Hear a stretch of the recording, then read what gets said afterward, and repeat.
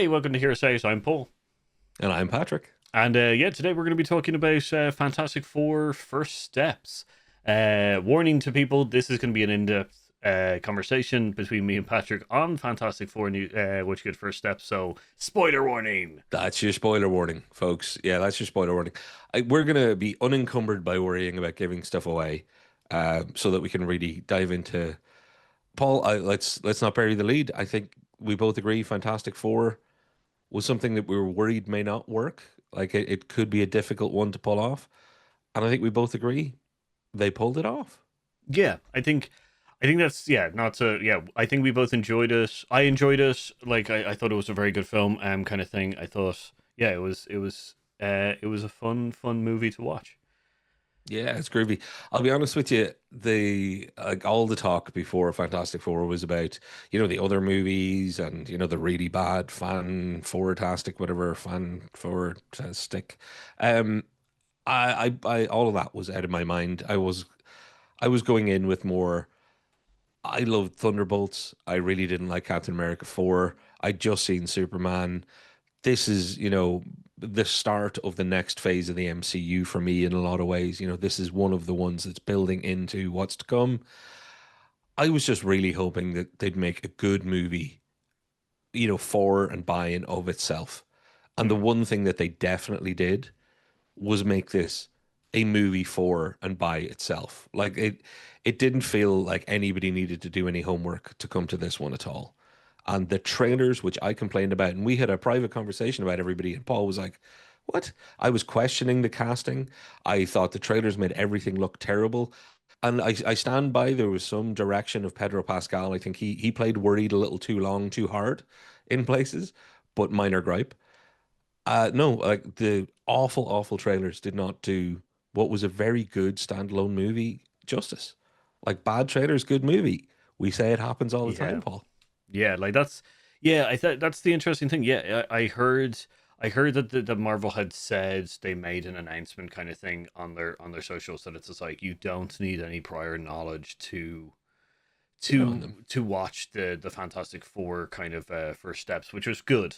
It was like it Yeah, makes a change from having this massively connected network of things happening and everything like that, yeah. and then especially between the movie and TV franchises, and then you miss something in the TV franchises, and that's a whole like it's a nice to No have. homework, please. No homework. It's Yeah, great when people like me and you, Paul, we have it all and we love it all and it enhances it all for us. But every one of these movies still has to be an entry point for somebody who's watching their first ever. And this one nailed that brief. yeah, which was a really kind of nice amazing call for them to do.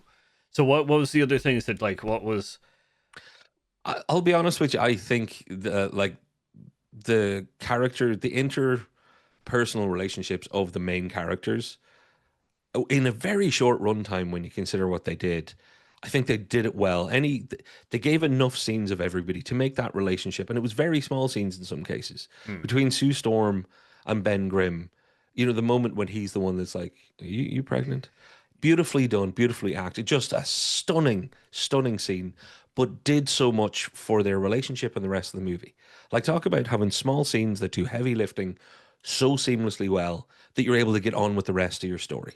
Like, that's brilliant storytelling. Same thing with the dynamic, the sister brother or brother sister relationship, whichever way you want to look at it. Very few scenes where Sue and Johnny were on their own, or even just, where she appears in the bed beside Ben Grimm and yeah. Johnny's in the room with her. These little scenes, they stick with you afterwards because they build a relationship with those characters. Obviously, the film opens quite well on the uh, Sue Mr. Fantastic relationship. Hmm. And I think somewhat that kind of montage backstory helped then paper all four of them together a little bit. Like, I think the way they did that in story rapidly but very effectively made it a movie that I was plugged into. I was plugged in. That plus one major thing, the whole retro-futurism, Hmm. it was there. And that's all it was. It wasn't, hey, look, or ooh, CRT, screens. Oh, there was no pointing to it. It was just there. It was what you were watching. And I loved that. The exact opposite of Quantum Mania, where they overstyled the shit out of themselves and were like, we're going to make jokes about it nonstop. Literally, they did an alternate 60s future, and it was just there. No commentary, no big, hey, hey, see what we did? Look how clever we are. Like the two biggest things about any movie, the main character's relationship plus the world they're in, like Yeah. nailed one, like full marks, zero comments. I'm always ready to fix something. Zero comments, 100%. Yeah, I do agree that the interrelationships between each of the characters, the chemistry and everything like that was really really good. I do feel that Ben Grimm got a little bit of a shafted kind of thing with his outside the family, because he's the only Yes. non Yeah. actually like related member of the, because you know, but Yeah. his connection with obviously seeing more kind of thing, where like obviously he tweaks that Sue Storm is pregnant, and he's like just sitting there looking, and it just feels like he's more aware, he's more empathetic a little bit than like Reed Richards is, but not in Yeah. a kind of like, in a more I'm your best friend kind of thing, you know? But the moment was beautiful because Oh of yeah, like Evan Moss Bacharach's just the tone in his voice and the look in her eyes. Like the actors made it work. It felt people talk about chemistry. It felt like platonic chemistry in the best way ever.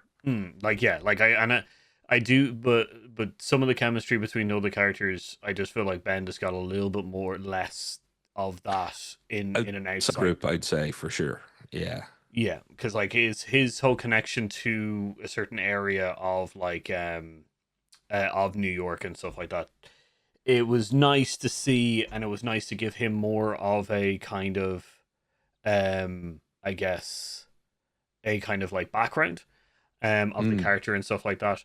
But like I don't think there was enough there. But it didn't, if it's a small gripe that can be explored and expanded upon in a later kind of thing. It's like, to me though, the Ben Grimm being kind of like shafted by being the Rock, being which goes the way he is, has been done like Batman and a couple of other origin mm. stories and stuff like that, that it was nice that it's just like, it is a problem, but we're not going to address it in this. This is 4 years on. We're not going to address it here. We may address it in the future. We may not, kind of thing. But it's not the story we want to tell. We're telling this story, and Yeah, it's like okay. So I can accept it. It's perfectly fine. I do think a little bit more would have enhanced the story even further with him, but otherwise, for that's it. sure. Well, Paul, because it's going to come up in some of our criticisms later, I did say to you before we hit record, because folks, we haven't actually spoken in depth about this yet, but I did say one of my complaints is going to be I could have done with more time. I think this movie was good enough and it didn't drag. So I think it could have had 20 minutes longer, maybe even more. And one of the things, like when he went back to Yancey Street and, when he went back to the synagogue at the end, like I thought those little bits they gave, if they'd had a bit more of that same as Yeah. you, it would have been impactful. But what little there was, like how well did Natasha Lyonne and him do for the little that they got? I think that's why you want so much more because it was quality when you got it. Yes, yeah, no, it was. I think that's kind of like my thing. It's just a little bit more for Ben Grimm would have been good, because it just enhances Mm, the character a little bit more, kind of thing. Like there's his chemistry with Johnny Storm and the rest of the family is fantastic. It's really really yeah, well done. But yeah, just his personal kind of life outside the family would have been interesting to see a little bit more of. But yeah. as I said, it's the tiniest of failings to me. Like it's not a plot hole. It's not something that really took away. It was more kind of like when I was looking at the film going, what problems did I have with this film, And it's just like Well, that one, kind yeah. of thing. And I think it's fair enough that maybe what we should do is dedicate our time talking to what problems we did have, because otherwise we're just going to do what I did at the start. Sorry, folks, my big soliloquy on how brilliant it was. Um, but like, I think we should start picking a like Johnny Storm for me Hmm. exceeded my expectations. Like I really liked that they gave him franchise as they did two very smart things. They made Johnny Storm more than, the caddish, laddish, excitebike kind of guy. And, the idea that it was very easy to see. It's like he felt slightly displaced. He had a yearning for space, etc., blah, blah, blah. A few little bits of dialogue painted him in nicely. But the idea that he's like, yeah, also, he wasn't in space just because he's related. He's also smart enough to go, I can work this language out. I'm hearing things. It wasn't accidental. Johnny was not played as a moron, Mm. which was good because I've always hated that kind of why was like the dirt bike riding womanizer on the spaceship in the first place. We don't just send rich people up with their family. It makes no sense. This is nicer. I liked that. I very much like that. And the other thing they did when it came to Reed, they gave him the correct superpower. His intelligence and his responsibility. Because Paul, you may disagree with this, and I've never said it to you. His powers just do not work on screen. I'm gonna just call it Stretch Armstrong, Mr. Reed, Mr. Fantastic, I should say. Like stretchy powers are goofy. They're Mm. just goofy when you start making yourself into parachutes and all the rest of that stuff. Works better on a page than it will on a screen. I think they made a brilliant choice not to overuse his powers. And that moment where he is being stretched, his powers are in your mind going, well, we haven't seen if he has a limit. Mm. Whereas if they'd had, every other movie would have the scene where the family, the Fantastic Family go and save people on a bridge or save people in a burning building so that we can see all their powers. They didn't do that scene. And thank God they didn't do that scene. And thank God he stretched his arm a few times. Yeah. He did. They showed a little bit. That was it. The rest of the time, it's like Reed's big thing here is he's just really smart and has a burden of knowledge then because he feels really responsible. And I like the two hardest characters to do, which is those two guys, I think they did really well. Like, yeah, I'm really happy that you said that because that's what I think. Yeah, I, Oh, I good. I appreciated the fact that they downplayed the powers and kind of focused on the character himself. Which, because Yeah. like Reed Richards is way more than his powers, kind of thing. It is his intelligence, and it is the complicated nature that his intelligence brings him, kind of thing. Hmm. As in, you can see now two ways of going about it. There's the Tony, what you get. There's the Tony Stark method, which is to Yeah. kind of go, kind of playboy, kind of like crazy, kind of just have fun and all that kind of stuff. Um, and then there's the other side of it, which Tony does show a little bit of, but the other side of it is realization and Mm. depression and worry and interrelationship issues. And like there was a really it was a really good character focused element for him. And as you say, they didn't do any corny kind of like in the first ones where they have him like writing on the whiteboards, and it like it stretches his arm across it, or he needs Or to the grab dance the. floor twisting Well, stuff. Yeah. yeah, that's that. Yeah, like which I liked. I liked that they preserved the power to be used in certain parts of the movie and stuff, which was really good because it was just Yeah. like it made you go, yeah, Reed is really intelligent, and that's a real problem for him because you can definitely see what Yeah. it's doing to the rest of the people around him, and then the final kind of epic moment, and he stretches his arm out and slingshots from one place to the other, and you're like, oh yeah, he has powers. you Yeah. know that's Exactly. so. Yeah, power is incidental to the man, which is nice because that's the Reed Richards that I have. Now, again, maybe they just made the film that I needed. We talked about this recently. Everybody brings their own baggage. Mm, Well, for me, they did the right read. I will say, as we're trying to focus on negatives, I think Pedro Pascal was told to look worried at all times. I think there was just a slight overplaying of just how worried he was at all times. mm, But his best scenes for me easily were, when he's I'm gonna just I guess we'll call it mildly fighting with Sue Storm. And there is that kind of, I have to think of these things because I have to protect you. I have to protect everyone sort of thing. And then when he's with the baby, just him and the baby, that scene where there's a conversation, I thought Pedro Pascal got to use his charm and acting ability the way Pedro Pascal can. Like they were the scenes where you're like, that's why you cast him. mm. A lot of the rest of the time, he did great, but you weren't getting value for your Pascal. It's kind of like having Nick Cage and never letting him be a little bit weird. Letting him use his charisma. And I thought the baby scene, you're like, I'm really looking forward to that's why he's Reed Richards from now on. Mm. Like, this was the intro film, but you didn't cast him just for this. I can see why we need him going forward. I think it's great. Yeah, I like. Yeah, I'll try to focus on some of the negatives, but I do like you did. I really love that you were like that you mentioned about how that he has to like because like I know you're paraphrasing and stuff like that, but that's the emphasis of it, that Yeah. it's not a thing that he does unnaturally. It's just a thing he has to do. It's Yeah. always in his mind. It becomes a very big kind of problem for his life in the future, kind of thing.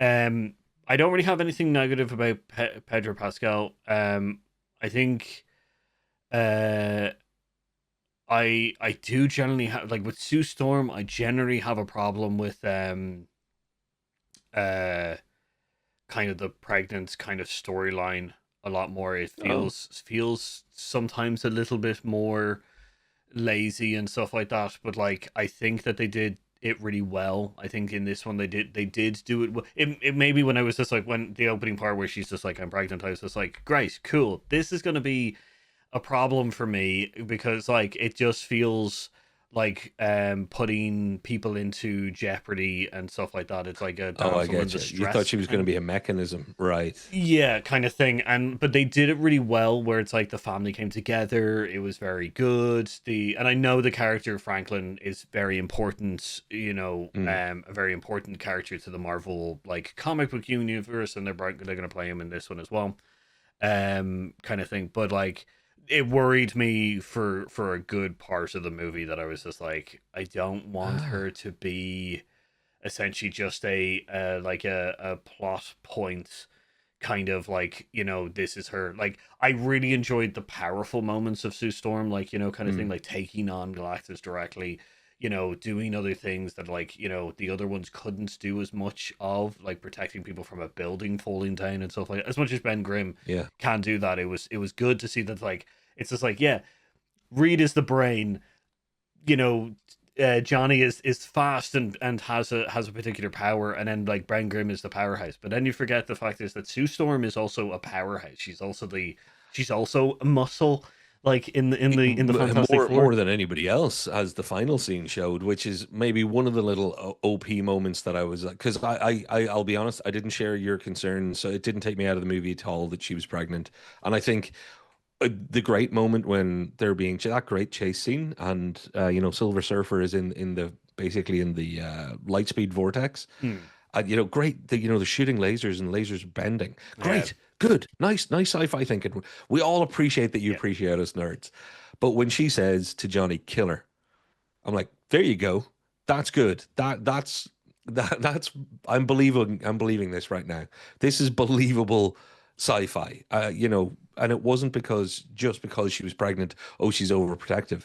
The whole thing just made sense at that point in what I think was one of the standout scenes from the whole show, a whole movie. I will say though, my only problem with her was the end, not her resurrection. Again, spoilers, everybody. At this point, you're fucked if you didn't catch the spoilers.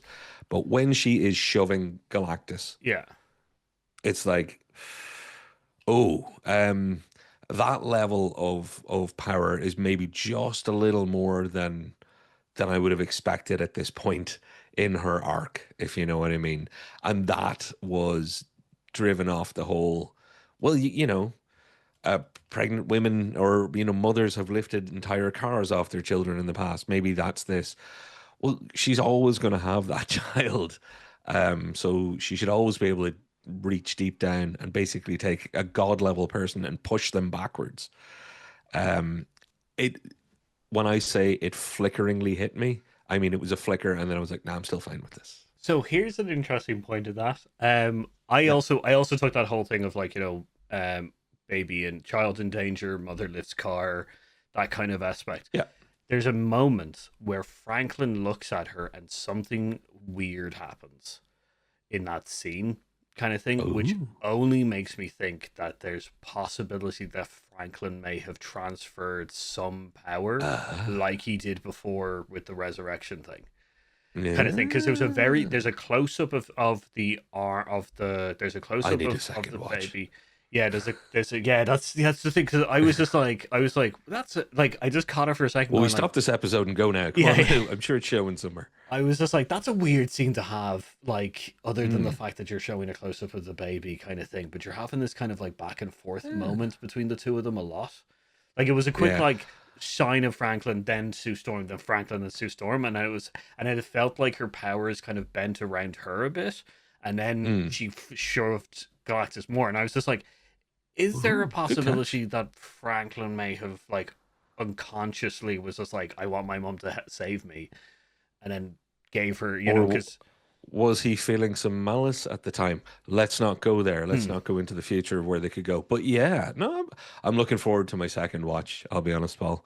But look, I don't know where we are on time. But what I want to say to you is we've got to talk about Galactus and we've got to talk about Silver Surfer hmm, because there, I think I can tell you where I feel there's definitely one missing scene.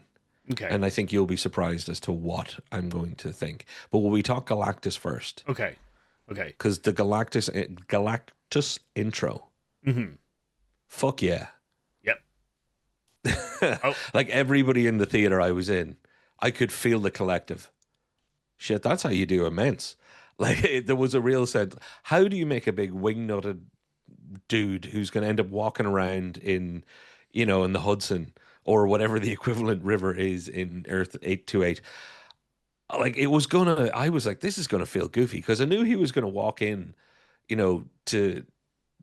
to the city at some point, like, the Statue of Liberty in Ghostbusters 2. I thought this, hmm, oh shit, there's cringe coming for me. But when my first shot of him was the eyes in the darkness and that brilliant voice, I was like, oh, you know what, I'm in. I don't care what happens next. That dude scares the shit out of me. That's brilliant. Good job. yeah. Like I have to say that the intro is very interesting because it's actually remnants of the Marvel fighting games. Oh, Because Galactus actually acts as the final boss in the single player kind of game, and that's how they show right. him. They show him as a kind of weird silhouette, Ah, and then his eyes suddenly like turns on as like flashlights. And when I saw that, I was just like, "That is it's a fantastic striking," because you see the yeah, pins, because his eyes change from fully when he's using his powers yeah, fully to his kind of, I guess, more humanoid state. And I yeah. think, but to see like the pinpricks of purple, and then to them to completely flash, it was just like you were just like, what is that? Oh no, that's his eyes, kind of thing. Yeah. You're just like, is that a light on his suit or something? And you're like, oh, okay, no, that's his eyes. Yeah, it's a very striking kind of introduction to the And the character and stuff voice. like that. The voice is And the fantastic. voice. That's oh I he Yes, I know the chap's name and I'm blanking on it right now. But the fact that he did, they did full in-suit filming with him, also you can tell that that worked really well to capture a performance. hmm. Because anytime Galactus had to emote, it felt like real human emotions. Yeah, it's yeah, like that's they did. I think I don't have too many. The only notes I had Ralph on, Ineson. huh? Ralph Ineson. It's Ralph Ineson, isn't it? Yeah, sorry. My Yeah, brain but just this got it. it's such a gravel voice. Oh yeah. My only notes on Galactus is that which could I think his he keeps going. I don't care. I'm like, this is still just a thing I have to do. The hunger is what I do and stuff like that. He doesn't. He seemed very much like he doesn't take any joy or anything like that. It's once again it's the Thanos problem, which is when he Mm. goes, "I will kill your planet slowly," and you're just like, that is how the character, like, it didn't like, and I understand that you're trying to show that it's like, oh, the Fantastic Four have kind of annoyed him, kind of thing, Yeah. and you're just like, yeah, but it doesn't. There's no like, if there was a little bit more desperation about getting Franklin, um, Yeah. I feel like that line would have landed a little bit more, as in like, it's just like, oh yeah, he is an actual living creature. It's just the hunger is making him kind of crazy. Yeah, so I think that's my only note really of Galactus. It's just that, yeah, that Mm. like a little bit more emotion. It's funny you should say it, Paul, because my kind of only issue with Galactus, okay, there still is a small amount of goofiness to large guy walking through the city at times, but psh, you had me at his intro, so Hmm. I'm cool with it. And Ralph Ineson's performance was fantastic. Knowing that actor and knowing the kind of deep English and I think it's a Yorkshire accent that he originally has from seeing him in things way back, it's great to hear him do these performances. But my God, I associate him with a much different accent. Which anybody out there in America, check out that actor. You'll be surprised that that accent uh, that he actually has exists in the world. It's so particular. But the Galactus thing for me, Paul, it's the motivation, same as you. And here's where I think they messed up. They said it. I would say in the script, they were like, "We're going to see it completely. It's fine." Surfer's going to show up and explain, but in one line that people kind of miss in some of the noise, where she's like, he is essentially an elemental universal. He has a purpose. He is a thing that has to exist. She Hmm. gets that across as part of the big speech. But I asked, my wife, who I went with, I was like, "Did you catch that line?" She's like, "I actually didn't catch that line." Like, yeah, it's kind of important. So on the script, it'd be like, we've got three places where we tell people why he wants Franklin and what really drives somebody to go around eating worlds. There's then when he says, "I was a man just like you, blah, blah, blah, blah, blah." This is, he essentially gets his, "I'm forced into this. I'm not enjoying doing this" across. Then the idea that it's not Franklin can cure me. It's that I want to hand this burden off to someone. He's cosmic. He can do it. That didn't exactly 100%. And this was when I was talking with my wife, who I saw the film with. It was the first thing that I realized as we talked. I'm like, hang on, how clear to you was the Galactus's character's motivation? And that's when the penny started dropping. That she's like, you know what? Not absolutely clear. And I'm like, yep. It's one of those things where on paper they did the double check, but after the edit, oh yeah, no, yeah, we said it, we did it, it's there, but you could easily not really fully connect with it. Yeah, it's like they did the check mark thing, which is just like, yeah, we said it. It's just like, but is it Yeah, clear and understandable? yeah, Kind of yeah. thing. Yeah, because I actually that scene where where Silver Surfer says that he's an elemental kind of agent Mm. or thing. It's actually it goes from her to the crowd, and I think that the change of shot while saying that may kind of take away from it. Thank you for saying that because my memory is that some other noise, and I thought it was background noise. So if the shot actually changed to the crowd, it was probably crowd gasping noises Yeah, kind of that thing. maybe buried the line a little bit. Yeah, Yeah, I think yeah, because I think when because I loved the echo-ness of it, like taking over the sound system or something, a boomy voice kind of thing. But yeah, yeah, it did feel like sometimes when they were changing shots to the crowds to show their reaction to it, it did seem like it drowned, like the echo part then kind of drowned it. It would have been better if while showing just to me, it would have been better when you're doing a wide angle shot of showing her and the crowd have the echoiness thing, and then when you're showing the yeah, crowd, maybe have it a little bit clearer and not as boomy echoiness, just to yeah. kind of be this like clear kind of like it's like yeah from a Because it was crucially important information. Like it was yeah crucial to his motivation. yeah kind of thing which once again is why I was just like yeah it doesn't make sense if they put a little bit more desperation into him when he was just like Franklin can do it, Franklin can take my Yeah, hunger from me. I felt like that would have been a little bit better kind of thing, which then also when they were like I'll kill your world slowly, it's just like okay this mm. is personal now because it's like desperation Yeah, personal. Okay, cool, I get the yeah. kind of like we're now no longer dealing with elemental like a celestial like process thing going on. We're now There's dealing a with a big big pissed angry off dude. yeah kind of thing, which would have Yeah, been like yeah yeah. um I'm with you. I'm with you on that. um And Silver Surfer, Paul. yeah That's I said to you that there's a scene that could have fixed the movie, or when I say fixed, I mean made it ultimately more perfect. It's the Silver Surfer and Johnny. Their relationship is great, hmm and I've already written the scene in my head. Like I wrote it in my head on the way home in the car, kind of going, "This is what I would have done to make it perfect for me." She shows up in the end. to you know bump Johnny out of the way, his sacrifice, which I dug his sacrifice and the way they played up to it. I actually thought that it felt kind of legit in its own way. You didn't feel so much. I I'll kind talk of about thought it it a bit. felt legit for him. Hmm. Um, well, no, we can spitball these because my essential thing here is when he brings her through to kind of give her the eye-opening moment of here's all the sounds of everything that you've destroyed Yeah. out of your own selfishness. I would have cut her origin scene, the whole standing on the beach thing and all the rest. I would have cut that, and what I would have given is after that kind of Times Square, she freaks out and runs away.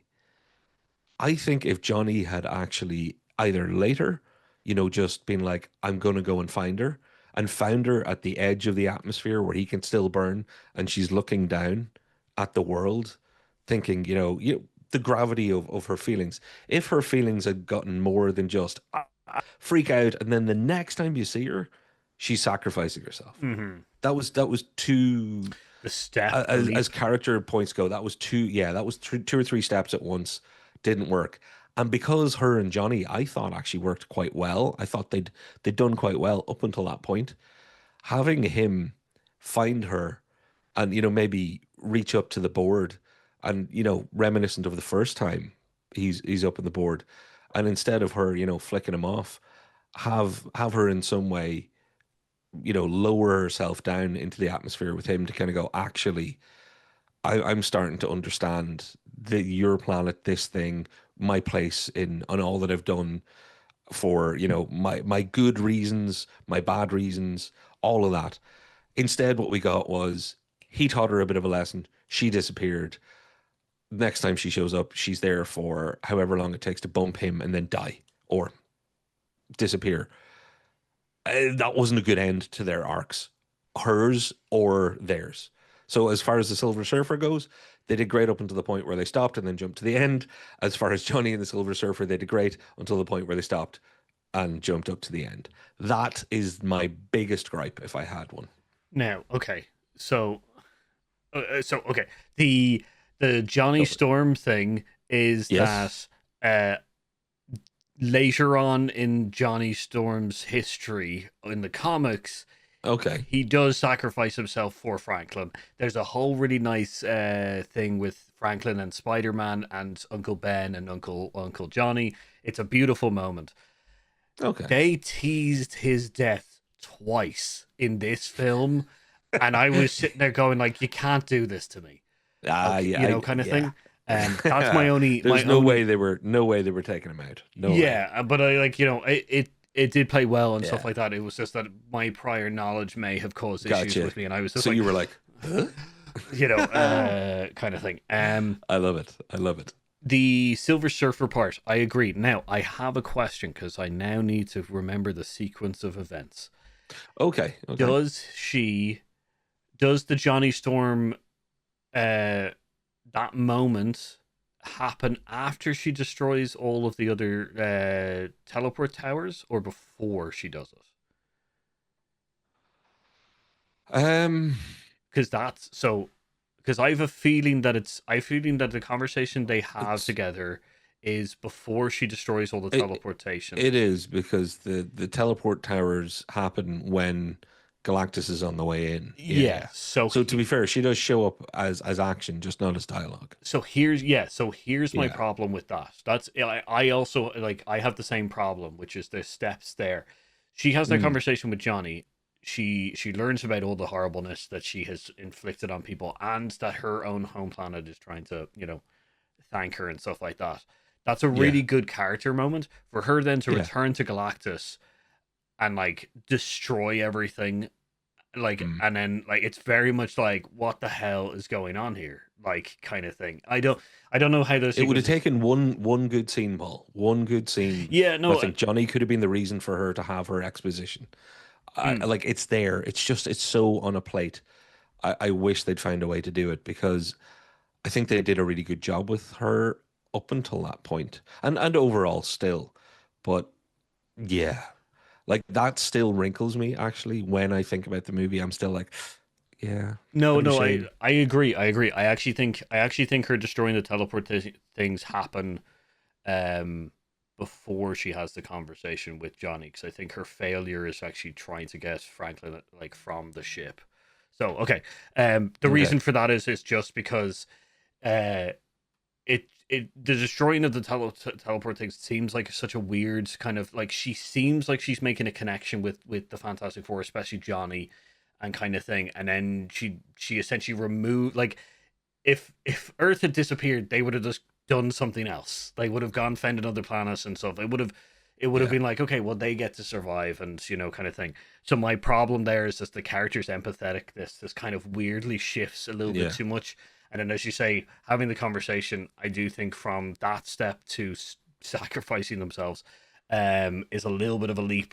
I do, from a character point. I do wish that there was Yeah. something in the middle there as well. So I do agree that Yeah. Julia Gardner did an absolute fantastic job of Yeah. gravitas and everything like that.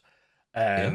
I think that she was done dirty by the character story, in the Yeah. sense of like there was just a gap there, kind of thing, of like a decision being made or a Yeah. And I really realization. hope I use the word gap because that's perfect way of saying it, Paul. There's a gap.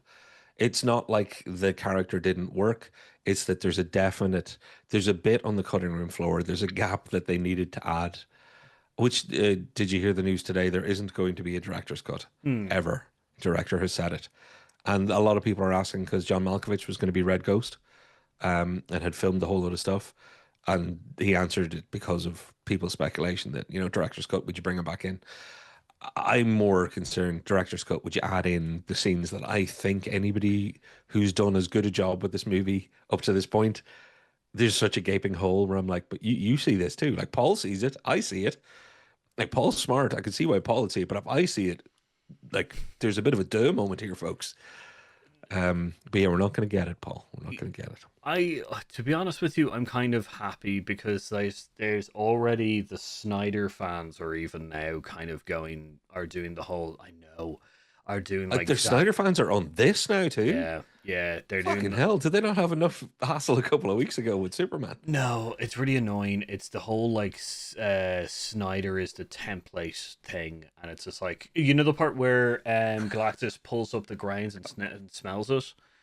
Yeah, yeah. Darkseid does it in the extended Batman. Yeah, this is my problem, and it's just like, what are you talking Jeez, about? Every grow up. yeah, it's like, oh, Snyder is the template, and you're just like, what? You mean like, because Gladiator does it, like, Mad Max does it. Plenty of Oh, like, there's yes. too many characters before Snyder came about that like have done the whole like grabbing a piece of dirt before a fight and like smelling Yes. it kind of thing.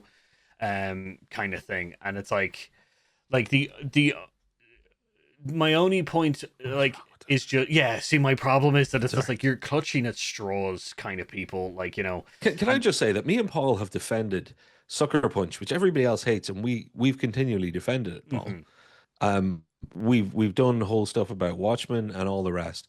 Like we've been very very vocal Snyder fans, but we would never use the phrase Snyder fans for ourselves because there's a bunch of people that have to be referred to as the Snyder fans, which are scary silly. Yeah. Like that's getting to crazy levels. I had not heard that particular line of rubbish, Paul, and I'm hoping I'm never going to hear it again. I'm hoping that the internet will not thrust that Serve it up particular to pie you. in my face. Yeah. Yeah, I'm gonna say that that's the last, like, last of my notes is just that, like, Oh yeah. there's plenty of stuff that's like, I think interesting enough, like, I would find that overall, I enjoyed Superman as a character movie more. Mm, I enjoyed Fantastic Four overall as a movie way more, kind I of thing, get you. kind of thing. As in, like, I was like, it's great to see Superman on the screen, yay! And he's the Superman I Yeah. love, yay! This is a better movie, Yeah. kind of thing. Just to I'm kind glad of, you said that, Paul, because I have to say that because I rated these two movies, but I also brought Thunderbolts in, and the way I put it was, if I was just rating them as movies, it's actually Thunderbolts, Fantastic Four, and Superman for me. Hmm.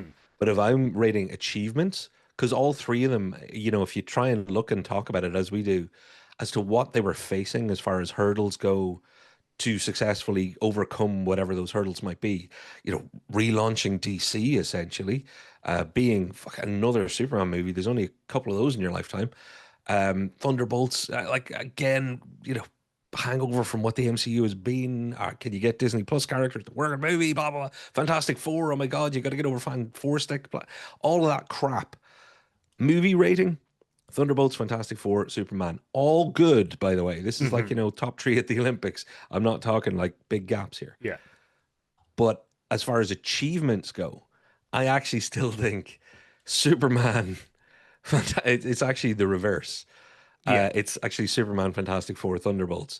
As far as overcoming their hurdles, I still think it's really impressive what Superman managed to do, and I do think it's around the part that you like most, which is the Superman, the character that they managed to make there, which I agree with you, and I'm Yeah. really glad it worked for you because it's it is more you than me, and I'm so happy for you. But I'm happy for me because I got to enjoy it. Fantastic Four had a hard road, and they've pulled it off. But Superman easily could have failed. Yeah. More easily could have failed. Yeah. So like yeah, I as movies go, Fantastic Four is just better. It's a better overall movie. But I think we got to give DC and in its new form under Gunn and Safran, you got to give them plaudits for cheese. A lot of people went to see Fantastic Four quite happy because they'd just come out of a Superman film that they didn't hate, Mm. which is that's doing something these days, Paul. That's doing something. Yeah, yeah, like that. I will say that the Fantastic Four's like achievements is quite good because it's got a kind of a history and stuff like that of like bad in, entries into the Mediocre to franchise. bad because Yeah, I yeah, didn't hate but them all, but yeah, hated one of them. to kind of like yeah, but overall, there's a lot less plot holes in Fantastic Four than Mm, there is in Superman, which was in like it's just yeah. So that's my yeah, last, I guess, my last kind of part to this. yeah. Well, my only thing is the final post-credit teaser at the very, very end when you sat through all of the credits was not as charming as they thought it was. Doing the and spoiler alert, doing the cartoon song, etc. Like it just uh, didn't. But Paul, I can we finish the video on a question? Hmm. How did you feel about the mid-credit scene? I have it has opened questions, unlike many of the post credit scenes in the past, and like a lot of the post credit scenes in the past, Mm, as in the good ones have opened questions, kind of thing. That was like, yeah, oh, what's gonna happen? What's this? What's that? What's this? And then the other ones were just like, I don't care. Like, and this is one of the yeah, ones yeah, where it's like I have so many questions already, which is good. yeah. I enjoy this, kind of thing. Yeah, same. Oh, one last note. I was fully expecting, after hating the trailers, I was fully expecting to be absolutely lividly pissed off at the Herbie Oh, the robot thing. character. Yeah. But my God, with a few scratches on the head from Johnny Storm, like there's touches in this movie that I know on the second, third, fourth, and fifth watch, I'm gonna go, see, that's why it's good filmmaking. That's why it's good storytelling. Because they managed to make their bleep bloop R2D2, like let's face it, we all know the archetype of the character. Yeah. They managed to not just make it for kids and really make it work as part of the world that you were in. And I think it's clever little things like Johnny Storm just giving him little scratches on the head, treating it's like this is what when you're going off to Galactus, we'll go and collect samples. You know, this is what is badly making dinner, but this is also like a family pet and good close young friend. Like Hmm. good job, even on the side shitty stuff. Oh, Mole Man, I could give a crap less about. Um, Paul Walter Hauser, whatever. I'm glad that there was something there to just extend Sue is part of the Future Foundation. She's obviously the one in charge there, which makes a lot of sense because it makes sense. She's the more diplomatic one out of Yeah. her and Reed. Anybody who's going, oh, and see they made the woman. Jesus Christ, guys, it's not about men and women. Look at the characters. His skills would be over here. Her skills are more. She has higher EQ than he has, so she can work with people easier than he can. that's why she would be doing the international diplomacy. Yeah. I could have lived without Paul Walter Hauser because I don't care that much about the character. But I think you maybe, and I'm hoping you maybe as a bigger fan of the wider universe, did it work for you? Yeah, see, I think to me, Good. it what it did was just the last thing. What it did was it just expanded the world. It added a Mm, history to it. That's all it did to me. Paul Waterhouse was fun as Mole Man and stuff like that. Or mm. like I can't like and Subterranea. It was an interesting added. It definitely felt Yeah. like we need this because we need to save people. We need to put them. Yeah. But yeah, it worked for me in the kind of like world building aspects kind of thing. The character was Yeah, fun yeah. and interesting and stuff, but world building it made way Yeah. more sense. Right amount of screen time is what I would say. Yeah. Right amount of screen time. Not much, but just enough. Um, Paul, I know I've kept extending this one, so I'm going to stop now. No, this is yeah. So this was a little bit longer than we've been trying to, but this was a full conversation of a breakdown of Fantastic Four. So Yeah. but let us know down in the comments down below what you think of the movie. Which is like, subscribe, ring that notification bell. If there's anything you disagree with us here, we would love to have the conversation down in the comments. Um, Yeah. and otherwise, we'll see you again next week. I've been Paul, I've been Patrick. and we've been here to save. Stay fantastic, everybody.